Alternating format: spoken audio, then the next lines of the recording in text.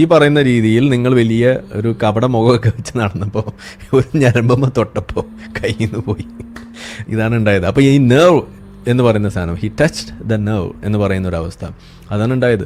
ഇത് തന്നെയാണ് പണ്ട് ലിയാക്കത്തിന് സംഭവിച്ചത്. ഇത് തന്നെയാണ് പണ്ട് മുജാഹിദ് ബാലുശ്ശേരിക്ക് ഉണ്ടായത്.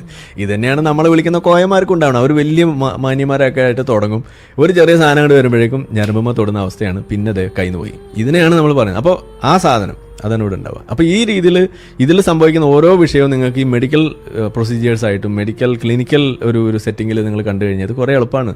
ഇതാണ് നമ്മൾ പറയുന്നത്. ഇനി ആളുകൾ ചോദിക്കാറുണ്ട് ഈ ശൈലിയുടെ കാര്യം വീണ്ടും പറയുകയാണെന്നുണ്ടെങ്കിൽ, നമ്മൾ മെഡിക്കൽ പ്രൊഫഷനിൽ ചെയ്യുന്ന ഒരു കാര്യം എന്താ, നിങ്ങളൊരു മെഡിസിൻ കൊടുക്കുന്നു, പാരസെറ്റമോൾ നിങ്ങൾ കൊടുക്കുന്നു. പാരസെറ്റമോളിന് നിങ്ങൾക്കറിയാം സൈഡ് എഫക്ട്സ് ഉണ്ട്.